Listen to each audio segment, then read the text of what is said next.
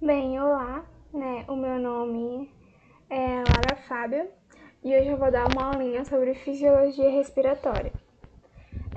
Inicialmente, a gente precisa compreender quais são as estruturas que formam todo o processo respiratório e quais são as suas funções. E nesse slide a gente consegue ver que pode ser subdividido em 5 as estruturas, entre nariz, faringe, que é o que a gente conhece por garganta, laringe, que é a nossa caixa de voz, a traqueia, que é o nosso tubo de vento, vocês vão entender por que é o tubo de vento, e os brônquios e pulmões. Bem, inicialmente a gente consegue imaginar qual é a função do nariz, não é isso? É a passagem de ar. Mas além disso, ele tem funções como umedecimento do ar, mudança de temperatura do ar, porque a temperatura atmosférica é diferente da nossa temperatura corporal. Então, o nosso nariz tem essa função de mudar a temperatura do ar para fazer com que ele se equilibre com a nossa temperatura corporal. Além disso, o nosso nariz ele consegue filtrar o ar, porque, como sabemos, o nosso ar é um pouquinho poluído, certo? Então, o nosso nariz tem cílios. Esses cílios fazem a limpeza desse ar, fazem a purificação desse ar, para fazer com que ele entre mais limpinho, digamos assim. Além disso, né, o nosso nariz tem a função de detectar cheiros, odores, além de ter alguma conexãozinha com a parte da mudança da vibração da voz, mudança da fala, entre várias outras funções. Já na faringe, é o que a gente costuma chamar de garganta, ela tem a função da passagem do ar. E essa passagem do ar, ela ocorre na nasofaringe. A faringe ela tem outras subdivisões, que é a olingofaringe, alguma coisa assim que eu esqueci, mas que não vem ao caso do assunto. O ponto principal da faringe do nosso assunto de hoje é a nasofaringe, que é a conexão entre a parte nasal e a faringe. E aí é nessa parte que há a passagem do ar e a faringe também tem uma conexão com as nossas tubas auditivas. Ela faz com que a pressão da nossa orelha média fique equilibrada utilizando o ar. E aí nós temos a laringe, que é a nossa caixa de voz. Eu acho que vocês já imaginam por que ela é a nossa caixa de voz. É porque nela a gente tem as cordas vocais, o funcionamento dessas cordas vocais, né? É onde produz o som, onde faz a ressonância do som também. É na laringe que a gente tem o que a gente chama de gogó, conhecido também como pomo de Adão, que é a cartilagem tireoide, que normalmente nos homens ela é bem maior, essa parte daqui. A gente também tem uma passagem curta que se conecta à parte da laringe, a faringe e a traqueia.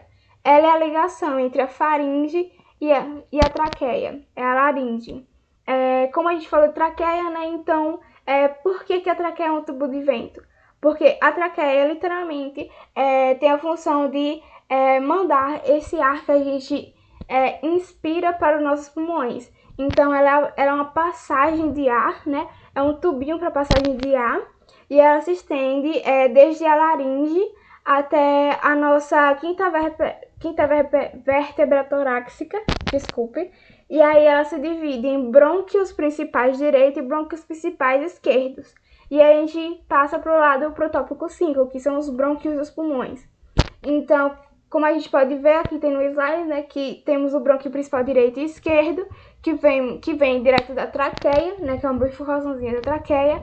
Só que além desses brônquios, eles têm várias subdivisõezinhas, porque os brônquios principais direito e esquerdo, eles se subdividem em brônquios lobares, depois brônquios segmentares, depois brônquios e por fim chegamos nos alvéolos, que é onde ocorrem as trocas gasosas, as famosas trocas gasosas, que faz com que a gente fique com oxigênio e jogue o gás carbônico para fora.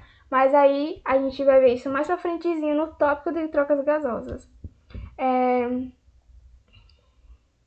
Aí, deixa eu colocar melhor o slide aqui para passar.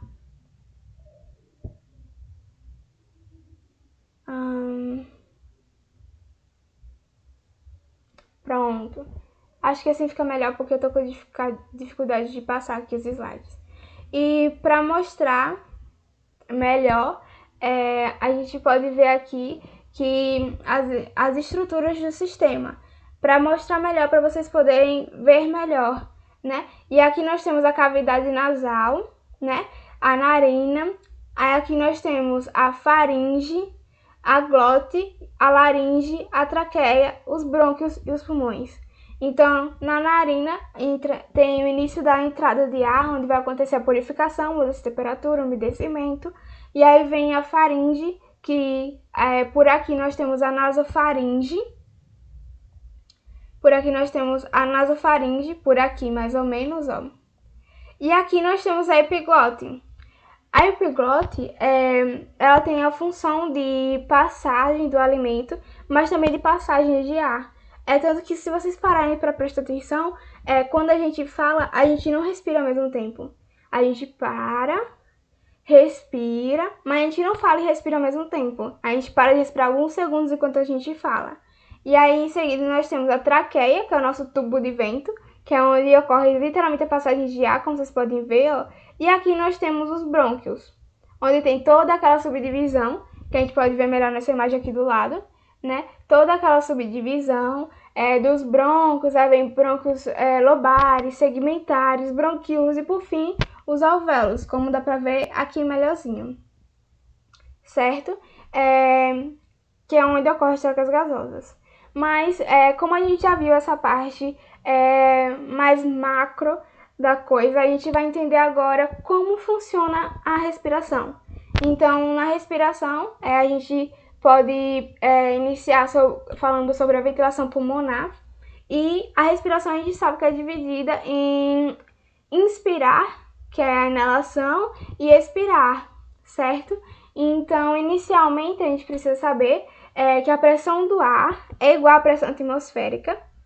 Só que aí, quando chega no nosso pulmãozinho, essa pressão tem que mudar, porque o nosso pulmão tem uma pressão menor do que a pressão atmosférica. E aí vem a lei de Boyle, que é quando o volume de um gás varia inversamente a sua proporção, ou a sua pressão, desculpe. Então, o ar está numa pressão igual à pressão atmosférica, certo? A pressão do ar. Só que quando ele entra no nosso pulmão, essa pressão vai mudar, fazendo com que a pressão do nosso pulmão mude, fazendo com que a caixa torácica e o nosso pulmão aumente de tamanho, originando a inalação, a inspiração do ar. E para fazer com que isso aconteça, existem 3 musculozinhos acessórios que auxiliam nisso, que é o esternocleidomastoide, os escalenos e o peitoral menor. Além disso, existem os intercostais externos. E o que são esses intercostais externos? São músculos que ficam nas nossas costelas, que fazem com que auxiliem na expansão da nossa caixa torácica. Mas ele não é o principal músculo para isso. Existe outro mais importante que ele, mas ele está em segundo lugar, e a gente vai ver o próximo já já. Então, além disso, existe a pressão intrapleural e a pressão alveolar. Isso são coisas muito importantes que ocorrem durante a inalação, mas que a gente só vai ver mais para frente. Agora a gente precisa saber apenas que a pressão do ar é igual à pressão atmosférica e a do pulmão é menor do que a pressão atmosférica, e quando a gente inala, essa pressão fica maior do que a pressão atmosférica. Pressão do pulmão após a inalação, que a expiração, fica maior que a pressão atmosférica, certo? E aí, aqui a gente pode ver os nossos os músculos intercostais externos, que estão presentes na inspiração, e internos, que estão presentes na expiração. Mas o foco do momento é a inspiração. Então, a gente pode ver que ele faz essa movimentação aqui, como a gente pode ver nesse gifzinho aqui, esse desenho animado, que ele faz essa movimentação de subir, expandir a caixa torácica, expandir o pulmão. E quem que está acompanhando desse processo? O diafragma. Ele a parte principal da nossa inspiração, é o diafragma. Pelo fato dele dar suporte aos nossos pulmões, pelo fato dele acompanhar esse movimento e ajudar, auxiliar, fazendo com que esse movimento aconteça. E aqui nessa imagenzinha aqui, a gente pode ver também os esternocleidomastoides, que é essa partezinha daqui. Deixa eu circular. Eita, tá ruim hoje. Tem os intercostais externos, que a gente pode ver que é essa parte daqui dos músculos entre as nossas costelas, e o diafragma, que é o show da respiração, certo? E né, aqui a gente consegue ver bem melhorzinho. E a gente consegue ver que o nosso pulmão e nossas costelas tem uma capacidade muito boa de inflar e voltar ao seu tamanho original. E a gente vai ver por que e como mais pra frente um pouquinho, certo? E aqui, como a gente falou da inalação, a gente vai falar da exalação, a parte de respirar. Na exalação, é como eu falei anteriormente, o processo é contrário. Eu falei que na exalação, o nosso pulmão ele tem uma maior pressão, e é realmente isso. É contrário à parte da inalação, que o pulmão tem uma menor pressão. Então, é um processo invertido. Então, a pressão do pulmão é maior do que a pressão atmosférica. Porque lembre que o ar estava fora, pressão pequena. O ar entrou, a pressão aumentou aqui e diminuiu lá. Aqui tem uma pressão maior. E aí é nesse processo que a gente vai respirar, e aí a pressão vai ficar menor de volta, porque a gente vai ter que inspirar de novo. Processo de respiração, certo? E aí esse é um processo passivo. E aí como que o nosso pulmão tem essa capacidade de expandir e voltar, que eu falei anteriormente? Bem, existem vários outros detalhes que eu falo mais pra frente, mas no momento eu posso dar uma ressalvazinha de que é por conta da retração elástica. O nosso pulmão ele é formado de fibras elásticas que tem uma capacidade estriada, que tem uma formaçãozinha estriada. Lembram sobre o assunto de músculo que a gente viu mais anteriormente nessa disciplina? Que os músculos são estriados, por isso que ele tem a capacidade de esticar e voltar quando relaxados. Nosso pulmão também tem isso, certo? Por isso essa capacidade de expandir e voltar. E quando a respiração é forçada? No caso da respiração forçada, são respirações que a gente faz quando a gente está fazendo exercício físico na academia, lá pegando muito peso, sabe? Aí a gente faz uma respiração forçada. Mas não tem só esse exemplo. Temos exemplos de tipo quando a gente sorri, quando a gente chora, quando a gente espirra, tosse. E aí, para fazer com que essa respiração forçada aconteça, a gente utiliza de músculos secundários bastante importantes. E esses músculos são o nosso abdômen. Preste atenção que quando a gente dá risada, muita risada, a gente fica com essa parte daqui do abdômen, faz assim, ó. Essa parte daqui do abdômen é bastante dolorida, principalmente quando a gente recebe muita cócega. Então, isso seria uma respiração forçada. É quando é uma coisa que utiliza de outros músculos além do nosso pulmão, certo?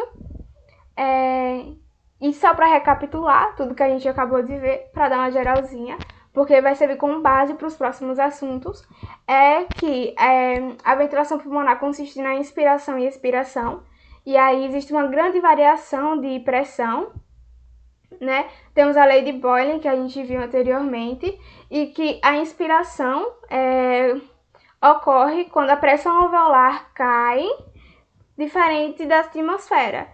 Já no caso da expiração é o contrário, a pressão alveolar é maior. E essa pressão alveolar a gente vai ver mais um pouquinho pra frente como é, certo? Eu utilizo de líquido surfactante, e a gente vai ver como ocorre essa pressão alveolar para entender essa mudança de pressão do nosso pulmão que a gente está falando agora. Durante a inspiração forçada, os músculos acessórios são utilizados, que no caso o músculo acessório é o abdômen. Existe outro músculo acessório também, mas um dos principais é o abdômen. E tem a pressão interpleural, que a gente vai ver mais pra frente. E temos a respiração tranquila normal, certo? Bem, aqui é sobre as trocas gasosas. Vocês lembram que eu falei minutos atrás que nos alvéolos ocorrem as trocas gasosas. Então, como é que essas trocas gasosas ocorrem? Chega o oxigênio lá, passa pelo nosso tubo de ventinho lá, vai direto para os brônquios, percorre todas aquelas subdivisões, chega no alvéolo. No alvéolo vai acontecer o quê? As benditas trocas gasosas. Como é que isso acontece? O oxigênio chega e aí ele vai ser levado pelos capilares direto para o lado esquerdo do nosso coração. Enquanto o gás carbônico ele vai ficar no saco alveolar e depois ele vai ser expirado para fora. Porque lembrem que a gente não fica com o gás carbônico, a gente joga ele para fora, a gente fica com oxigênio. E esse oxigênio ele vai pelo capilar e ele vai ser levado direto para o nosso coração, certo? E aí o gás carbônico ele vai ficar lá e vai ser levado por outra via direto para ser expelido pela nossa via respiratória, certo? Isso é a troca gasosa. Bem simplesinho. E aí, como a gente falou anteriormente, né, sobre a elasticidade do nosso pulmão. E eu falei que não era simplesmente aquela retraçãozinha elástica. Tinha bem mais coisas. Então, a gente vai adentrar mais um pouquinho melhor nessas coisas.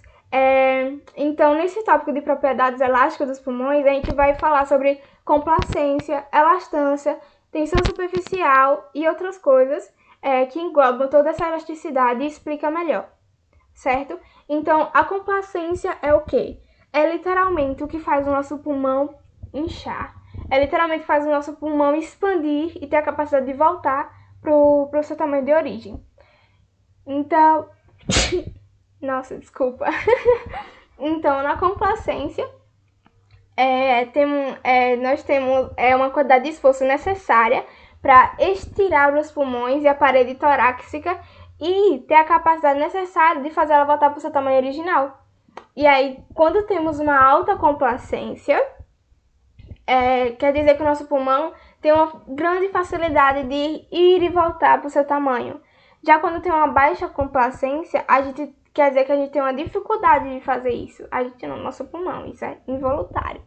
Então, quando a gente tem uma baixa complacência, a gente tem uma dificuldade de fazer com que o nosso pulmão infle quando o ar chega e volte.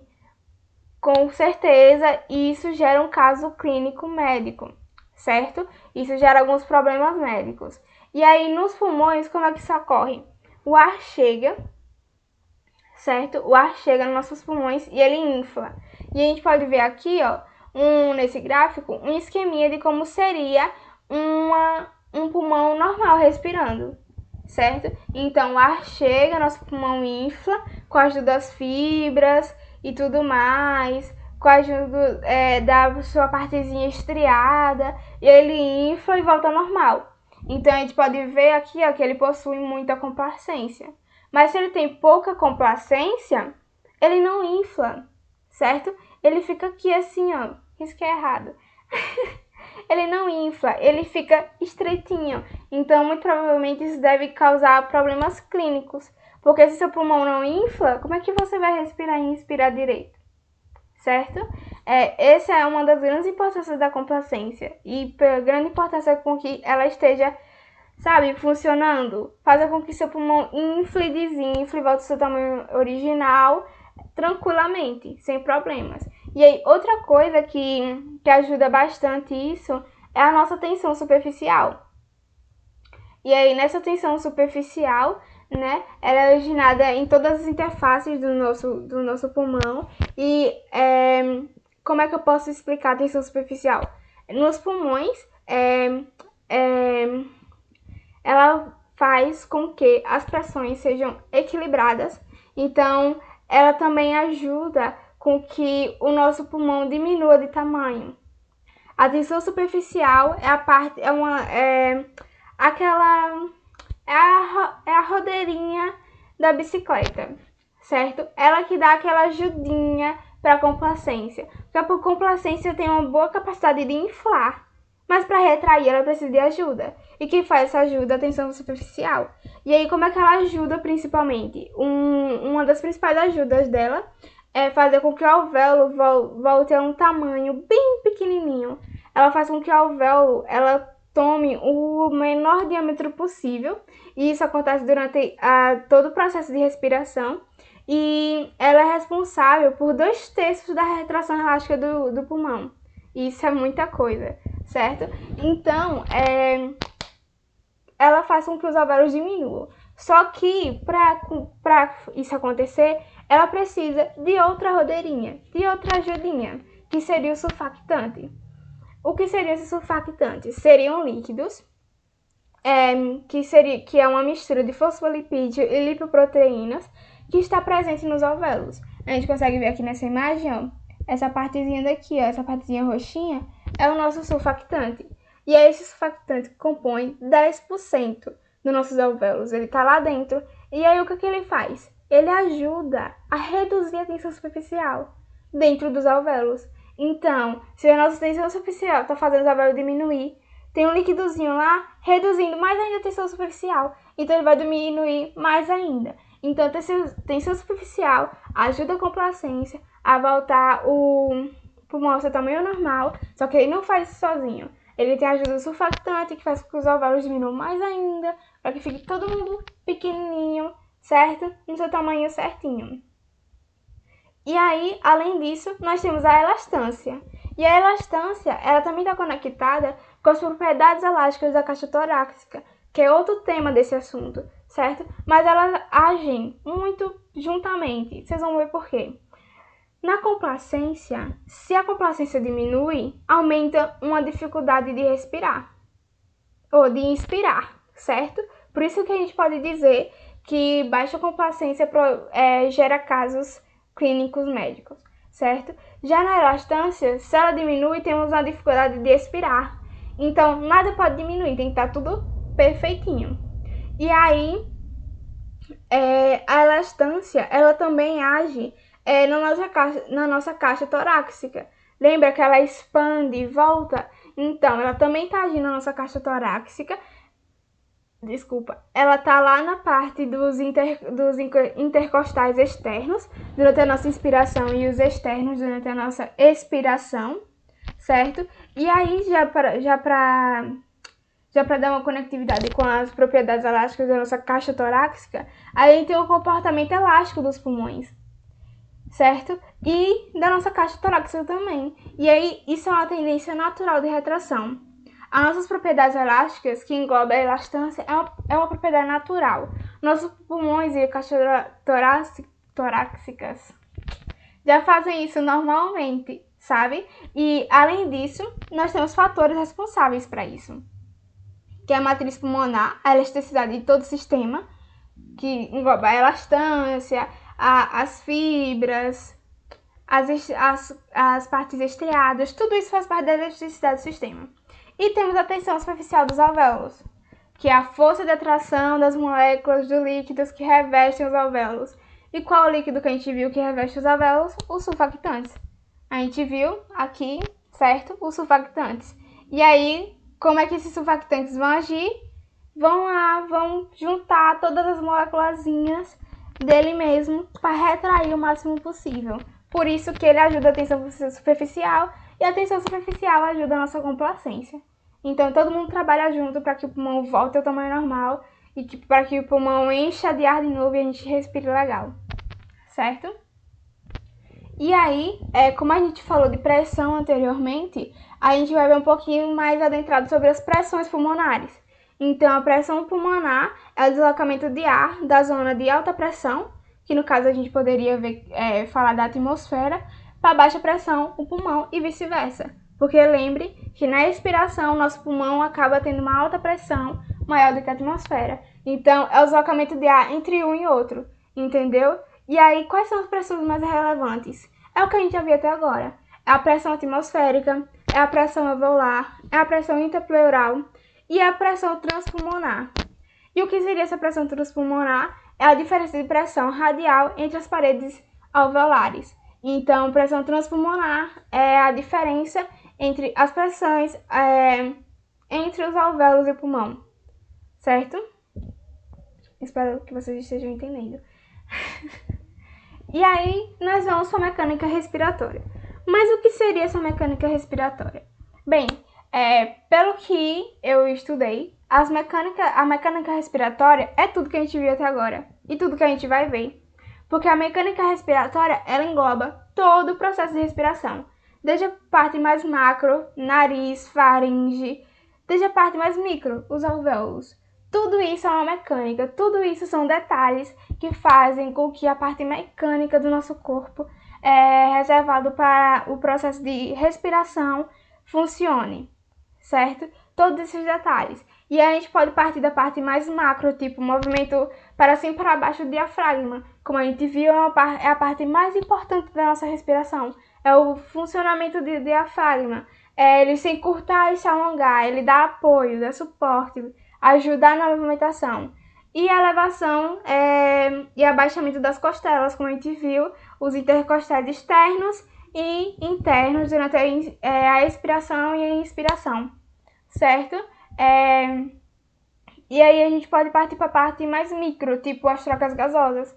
Tudo isso faz parte da nossa mecânica de respiração. Tudo isso é mecânico, tudo isso é funcional. Tudo isso funciona junto para que a gente possa respirar direitinho. E aí, na mecânica da respiração, a gente pode ver ainda sobre a pressão alveolar durante a ventilação pulmonar.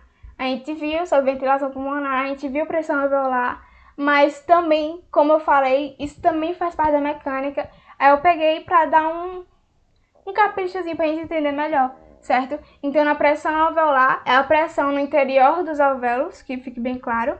E aí, durante a respiração, a pressão alveolar é inferior à atmosférica e durante a expiração é superior, como eu já falei anteriormente. Então, tudo isso faz parte da mecânica. Tudo isso é corriqueiro no nosso funcionamento, certo? Então, nesse gráfico aqui, fica bem interessantezinho para a gente entender essas informações. Então, aqui a gente vê que durante a inspiração, a pressão alveolar e pleural, elas diminuem, certo? Elas diminuem. E aí, o volume pulmonar, ele aumenta. Por que o volume pulmonar aumenta? Porque é literalmente isso, o volume do nosso pulmão. Mas não só o volume, não só o tamanho, a gente vai ver um pouquinho mais pra frente. Próximo slide. Então, o volume do nosso pulmão, ele aumenta. Já durante a expiração, a pressão alveolar, ela aumenta, a pleural aumenta e estabiliza, a pulmonar diminui.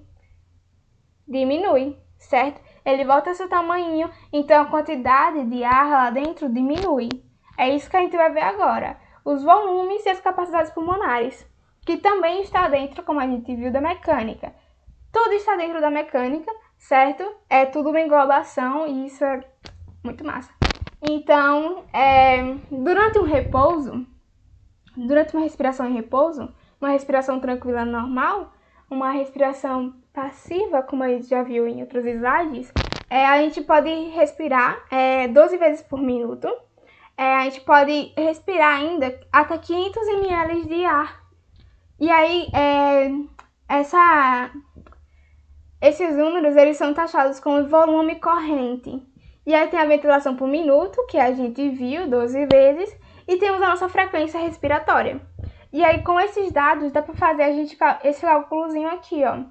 Esse cálculozinho bem interessantezinho. Então a gente vai pegar a ventilação por minuto, que seria 12, e a gente pega também a nossa ventilação corrente, que seria os 500 ml. E a gente poderia, basicamente, prever que a gente respira 6 litros por minuto de ar. Então isso é muito, muito interessante.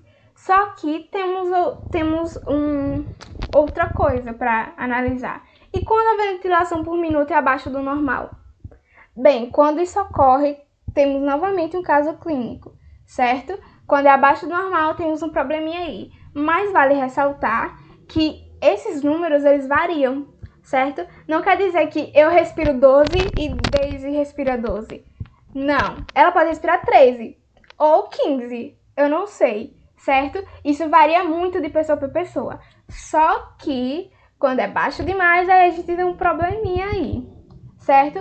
E aí, esteja bem, Daisy. E aí, nesse gráficozinho a gente consegue ver os volumes e as capacidades. Eu acho que ele tá um pouquinho pequeno, vocês me desculpem. Deixa eu ver se dá pra aumentar aqui. Oh! É porque só assim dá pra passar direitinho os slides. Então, e aqui a gente pode ver os volumes e as capacidades. Aqui a gente pode ver a inspiração e a expiração. Aqui nós temos a capacidade pulmonar total, certo? E a gente pode ver aqui, ó, que, espero que vocês estejam vendo essa mãozinha aqui. Aqui é o nosso volume corrente. É quando a gente tá respirando normal. Só que aí quando a gente inspira, a nossa capacidade inspiratória, ela aumenta. A gente chega no pico da nossa capacidade de inspiração, certo? Então a gente pode ver um aumento aqui e ela volta ao normal. Ou quando a gente inspira muito fundo e expira muito fundo. Eu acho que um bom exemplo é uma mulher durante o parto, porque ela fica respirando e inspirando muito fundo, então esse daqui deve oscilar bastante, certo? Então a gente pode ver aqui, ó, uma inspiração muito grande, aumento da capacidade inspiratória, aí desce bastante, aí ele vai chegar ao limite da capacidade de expiração. Só que aí se você segura a respiração, não faça isso não, que aí você morre. Mas a gente pode chegar nesse limite aqui, certo? Como é que tira isso daqui agora? Pronto. E aí, além disso, nós temos as zonas de condução respiratória, que é outro detalhe que está dentro lá da mecânica, junto com todos os outros processos. E essas zonas de condução e zonas respiratórias, ela vai fazer a gente lembrar lá do nosso primeiro slide, que as zonas de condução, ou que as zonas são divididas em duas, zonas de condução e zona respiratória. Pelo nome, dá pra gente ter uma ideiazinha de como é, certo? Então, nas zonas de condução vai ser tudo que conduz o nosso ar. Cavidade nasal, lembram? Entrada, faringe, que tem a nossa nasofaringe. Aí tem a laringe, que leva pra traqueia, que é o nosso tubo de vento. É tudo uma condução. Aí temos os brônquios e os bronquíolos. Nos brônquios e bronquíolos, eles estão dentro do pulmão já, né? Mas eles ainda não fazem trocas gasosas. Não tem aquele tchan, sabe? Não é a parte principal, é uma parte importante, mas ele ainda está conduzindo o nosso ar, certo? Então lembre que o ar vai passar pelo nosso tubo de vento, nossa traqueia, vai se bifurcar em brônquios principais, esquerdo e direito, e aí depois eles vão se bifurcar em brônquios lobares, segmentares, bronquíolos. E aí, desses bronquíolos, nós vamos para os bronquíolos respiratórios, que vão passar pelos ductos e vão chegar nos sacos alveolares. Só que aí, quando a gente chega nesses bronquíolos respiratórios, a gente já está chegando na zona de respiração. Já é a parte mais minuciosa lá, porque, veja, ele já está nos bronquíolos respiratórios, já está acontecendo alguma coisa ali, sabe? E dali ele vai direto para os sacos alveolares, através dos ductos, claro. E aí é nesses sacos alveolares, os alvéolos, que vai ter lá o líquido surfactante lá, lembram? Da tensão superficial. E além disso, é nos sacos alveolares, nos alvéolos, que ocorrem as trocas gasosas. Que é aquele slide que a gente viu lá atrás, que é entre oxigênio. O oxigênio vai direto para o nosso coração do lado esquerdo. E o gás carbônico fica lá e depois vai para outra via, que é a via de expiração. A gente não quer gás carbônico, a gente só quer oxigênio. Então, essa é a divisãozinha bem tênue e bem clara ao mesmo tempo também, certo? Espero que vocês tenham entendido. Essa é a referência e muito obrigada!